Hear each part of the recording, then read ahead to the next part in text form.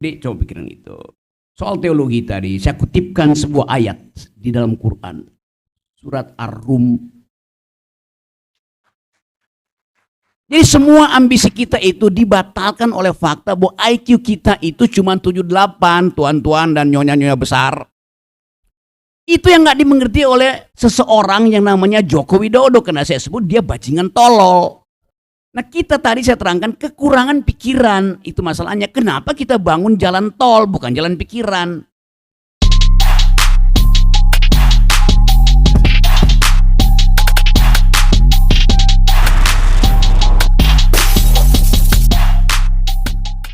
Saya kira waktu kita pendek ini karena kita hari Jumat sudah pukul 12. Bang Rocky, kita bisa kasih waktu mungkin tambah 5 menit untuk audiens.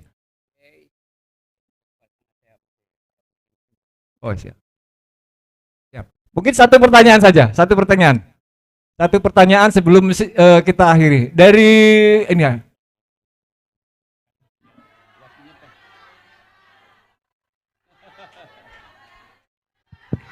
Iya, silakan Pak Pendeta ini, Pendeta. Ya, terima kasih. Selamat siang semua. Saya Pendeta Freddy Stone. Dari tadi malam saya mengikuti Bung Rocky. Seharian saya sebagai pendeta tapi juga sebagai dosen. Ada isu yang mungkin kita tidak terlalu sedikit dibahas, padahal ini is very important issue. Apa itu? Isu lingkungan. Kalau kita kaji lebih dalam ya, kita ini negara religius, sangat religius. 10 besar negara religius di Indonesia, di dunia itu Indonesia salah satunya. Tapi sayang, kalau jujur dikatakan kita kurang mencintai alam kita. Maka tadi disinggung sama Bung Rocky,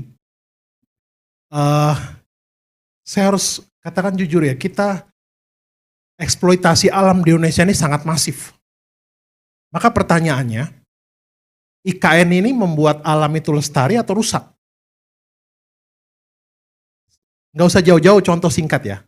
Kita kemarin ada proyeknya Balikpapan tuh Jalan MT Haryono tuh. Istri saya batuk, bolak-balik kami ke dokter 3 minggu. Februari kemarin kami ada pergi ke Eropa, di Eropa tanpa minum obat dia sembuh. Karena faktor udara yang segar. Di kita ini, saya berapa kali ke IKN, coba kita jujur dengan masyarakat di sekitar. Itu pengaruh buruk dari kerusakan lingkungan itu betul-betul dirasakan nyata. Dan kalau kita lihat lagi Papua, salah satu contoh Papua, kenapa kemarin demo salah satu suku di Papua, karena kurang lebih 36.000 lahannya itu mau diambil untuk sawit. Kalau petani-petani sawit ya monggo silakan, yang bekerja silakan, sah-sah saja. Tapi ketika korporasi yang raja-raja besar ini, saya bertanya kepada Bung Rocky, bagaimana perspektif Bung Rocky tentang kita bukan hanya berbicara tentang teologi, tapi ekoteologi is important. Terima kasih. Yang lain satu lagi mungkin mewakili mahasiswa. Yang paling depan deh cewek-cewek ini, jadi afirmasi gender ini.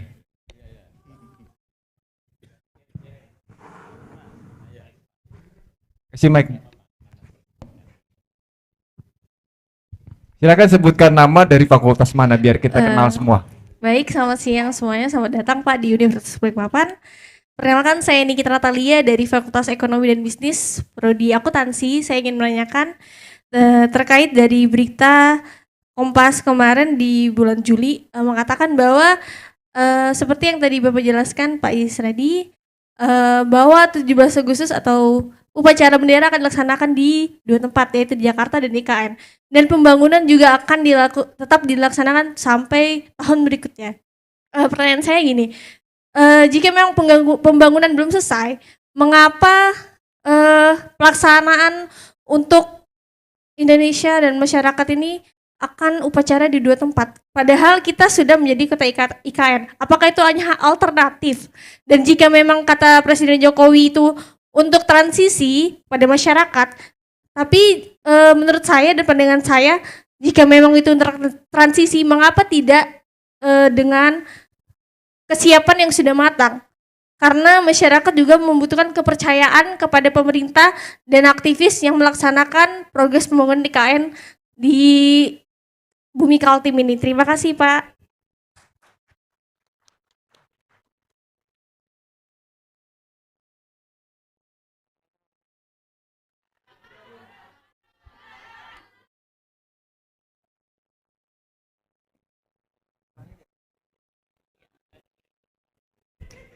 Jadi ini pertanyaan terakhir ya, atas silakan Pak. kesempatannya walaupun sulit untuk mendapatkan mic.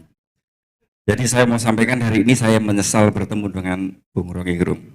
Walaupun tadi malam saya berniat memang ingin bertemu dengan Bung Rocky Gerung dengan catatan dalam hati saya bahwa Bung Rocky Gerung jangan sampai membahas terkait cybercrime khususnya judi online. Karena kenapa? Saya setiap di kelas saya selalu sampaikan bahwa pada saat Anda menginstal aplikasi, pada saat Anda menyetujui akses data pribadi Anda, pada saat Anda connect dengan perbankan, maka hari itu Anda cybercrime secara nasional tahu di mana tempat Anda hari itu. Kemudian di mana sulitnya untuk memberantas cybercrime dalam hal ini judi online. Kalau kemudian itu anggarannya tadi sudah disampaikan bahwa kalau buat IKN itu cukup. Nah ini yang menjadi saya menyesal ketemu dengan Bung Rocky. Karena itu yang menjadi pertanyaan berat kalau sampai mahasiswa bertanya kepada saya. Hari ini tugas Bung Rocky atau Pak Rocky untuk menjelaskan kepada mahasiswa. Terima kasih. Terima kasih. Satu lagi mungkin terakhir.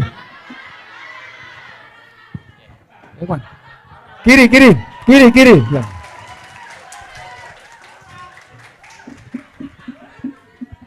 Cek. Mohon izin Pak Randy, Bu Rocky, Pak Rektor, sama Bang siapa? Bang Ajib ya. Oke, saya mau coba sambut resonansi yang sudah diberikan tadi sini agak bergetar tadi saya rasa terakhir sama Mas Joni. Coba mengingat kembali diskusi yang pernah terbangun di mahasiswa sekitar tahun 2010-an terkait dengan political will anggota dewan kita yang masuk ke Senayan yang sampai sekarang memang tidak mampu. Dan kemudian dikaitkan juga terkait dengan pembangunan IKN yang seolah-olah menutupi tentang kinerja pemerintah daerah. Emang selama ini pembangunan pemerintah daerah harus diambil sama kepala negara? Kan enggak. Kalau terus kita memuja-muja terhadap pembangunan IKN, terus kepala daerah gunanya buat apa? Bangun dinastinya atau bangun jalan juga termasuk. Sementara jalan ini terhubung karena mayoritas juga dibantu sama adanya IKN. Saya kira itu aja, saya mau sambung resonansinya. Kalau memang mau disambung lagi silakan, itu dari saya. Terima kasih. Silakan langsung Bung Rocky tadi dari Pak Pendeta, ini kaitannya dengan ekologi ya, terkait dengan eksploitasi alam kita. Oke, terima kasih teman-teman. Sebelah kanan saya ada kumpulan bendera negara-negara, sebelah kiri juga begitu. Tetapi dunia ini tidak lagi ditentukan oleh state policies gitu, tapi oleh civil society ideas. Mana ada bendera Amnesty International sini? Mana ada bendera Greenpeace? Ada. Padahal mereka lah yang menentukan arah regulasi dunia. Amerika akhirnya takluk pada mahasiswa di Columbia. Inggris takluk pada mahasiswa di Eropa tentang Israel. Bukan karena negosiasi antara negara-negara barat, tapi karena tekanan dari pikiran-pikiran anak muda. Berubah, Joe Biden berubah pikiran-pikiran negara-negara barat terhadap Israel. Jadi itu yang saya sebut fungsi dari masyarakat sipil yang bahkan akan membypass keterangan negara. Tadi contoh tentang, ya, kita tahu bahwa Pak Randy, Pak Is itu punya semacam keinginan untuk menghidupkan ekonomi. Iya betul. Tapi ekonomi itu hidup kalau ada trade off antara infrastruktur, antara jalan tol dan jalan pikiran. Mau pilih mana? Itu masalahnya. Kan nggak bisa dua-duanya tuh. Soalnya tuh.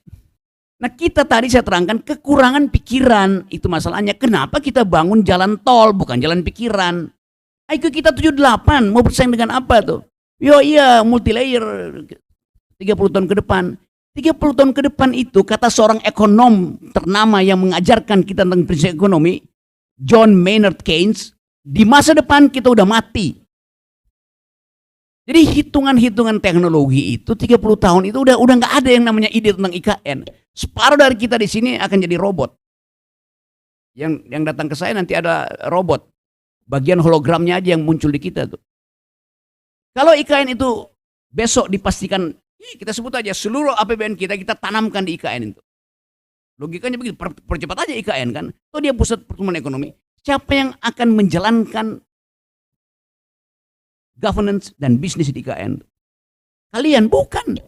Kalian IQ-nya cuma 78. Digabung semua dosen di Indonesia itu cuma dibutuhkan 2 dosen dari Singapura untuk menjalankan IKN. Kalian akan jadi penonton. Itu soalnya yang saya maksud tadi. Jadi semua ambisi kita itu dibatalkan oleh fakta bahwa IQ kita itu cuma 78, tuan-tuan dan nyonya-nyonya besar. Itu yang nggak dimengerti oleh seseorang yang namanya Joko Widodo, karena saya sebut dia bajingan tolol. Dia nggak tahu perbandingan komparasi di ke depan itu soalnya. Saya tahu keinginan Pak Randy, keinginan Pak Is segala macam tuh.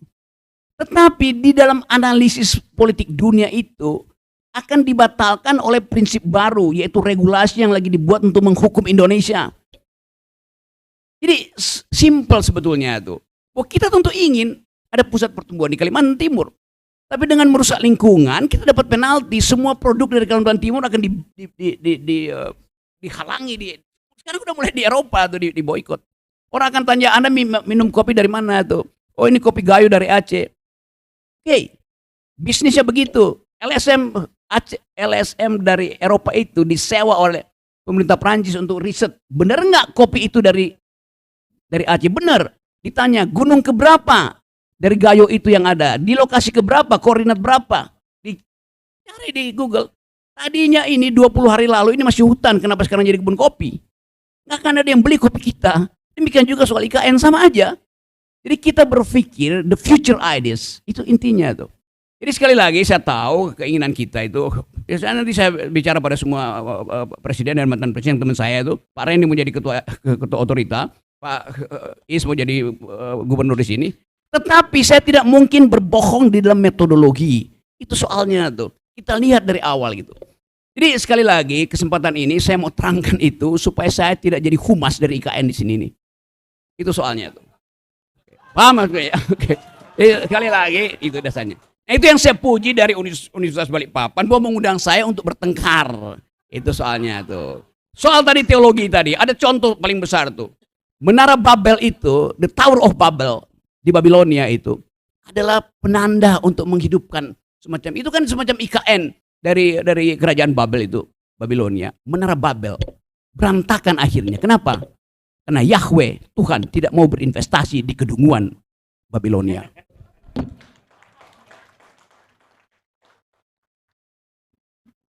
Saya kira Pak Rektor perlu merespon ini.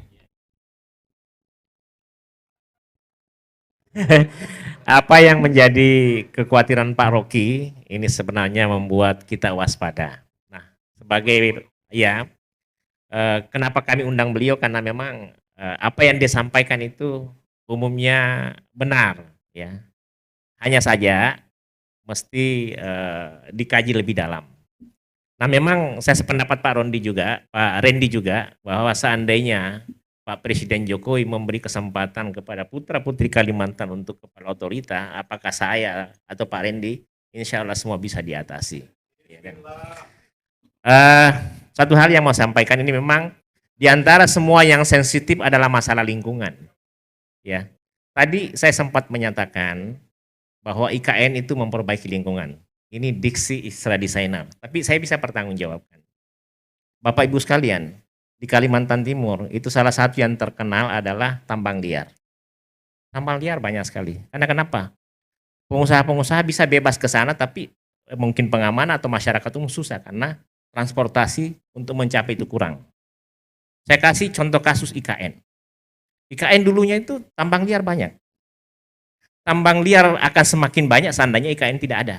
Nah, sekarang dengan ada IKN, tambang liar yang ada diperbaiki, tambang liar yang ada tidak bertambah, Dan itu ada komitmen.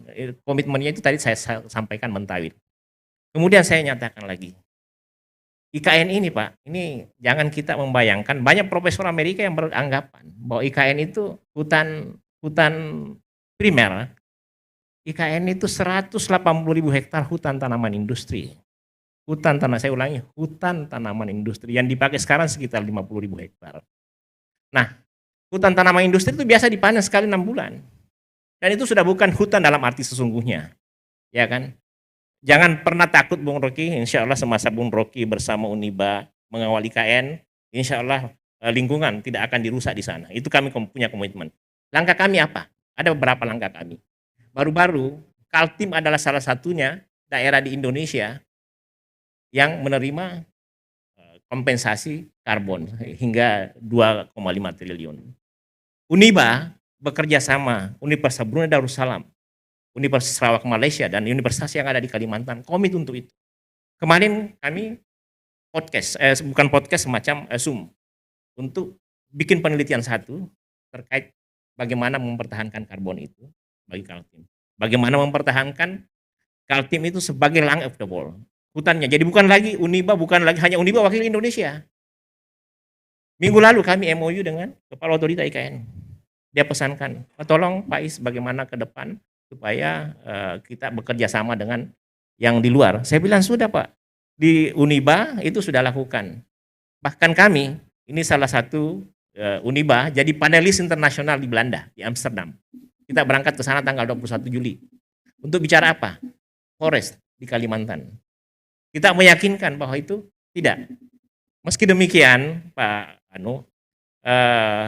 konsep IKN benar, tapi kadang-kadang dalam aplikasinya yang kurang pas. Nah, Uniba dan Rocky Gerung ini akan mengawasi. Dan saya yakin kalau Pak Rocky Gerung dengan Uniba mengawasi, insya Allah. Kami berkomitmen, kami itu di awal-awal ada orang ditanya sama orang bagaimana meyakinkan IKN itu bisa dibangun di sana, khususnya konstruksi. Saya jamin, saya Ketua Persatuan Insinyur Indonesia waktu itu. Hanya saja mungkin, ini yang perlu perbedaannya dengan pengamat lain. Kalau saya Pak, kalau di IKN, kalau tidak ke sana dalam 1 minggu itu sakit kepala. Kami di sana tiap minggu, ya kan. Dan kami adalah salah seorang di Indonesia yang paling intens. Kami juga ini saya melapor sama Bung Rocky Gerung nih. Saya ini Bung Rocky, orang Kaltim yang pernah ikut lomba. Jadi ada semacam lomba untuk jadi deputi eselon 1. Dari 120-an peserta ada 3 besar. Dan yang tertinggi nilainya saya. Orang bilang akan diangkat sama presiden. Ternyata nyatanya tidak. Meskipun saya siang malam membela IKN Bung Rocky. Tapi itu mungkin takdirnya lain. Saya Ya, ini harusnya melawan aja. sekarang. Nah, kawan saya terkait ekoteologi, waktu IKN saya 1 Juni sampai 2022 itu adalah tim ahli tim transisi IKN. Apa yang saya nyatakan? Saya bilang kalau saya punya wewenang, ada 3 yang pertama saya selesaikan tanahnya, ya kan. Jamin mereka masa depannya itu selesai kalau jamin. Saya pernah bilang semua anak-anaknya yang terdampak di IKN dia punya tanah itu mesti dijamin beasiswanya. Kalau misalnya ada masyarakat adat di kawasan yang ramai itu tetap ada, tidak apa-apa karena di dunia internasional itu kota tua itu lazim. Sepanjang itu betul-betul ada sejarahnya, ya kan. Yang ketiga, udara itu, debu, dipastikan itu aman. Kemudian saya melihat ini sampai hari ini, mudah-mudahan itu konsisten, bahwa kita akan membangun urban area cuma 25%, hutan 75%. Nah, sebagai bayangan, kita jangan pernah membayangkan hutan di IKN itu adalah hutan dalam arti sesungguhnya. Jadi hutan dalam arti sesungguhnya, sejak berpuluh-puluh tahun yang lalu, sudah jadi hutan tanaman industri. Nah, dengan demikian kami Uniba, kemudian Universitas di Pantan, insya Allah akan tetap menjadikan itu tetap lung of the world, tetap hutan terjaga, akan tetapi kami tidak bisa apa-apa tanpa di backup Bung Rocky. Itulah alasan kenapa Bung Rocky selalu kami undang ke sini. Saya tutup ya. Oke, ini doa yang bagus tuh, saya aminkan itu. Tetapi ada data menunjukkan bahwa pemanasan global hari ini Indonesia penyumbang di situ, kayak poin itu. Jadi coba pikiran itu. Soal teologi tadi, saya kutipkan sebuah ayat di dalam Quran.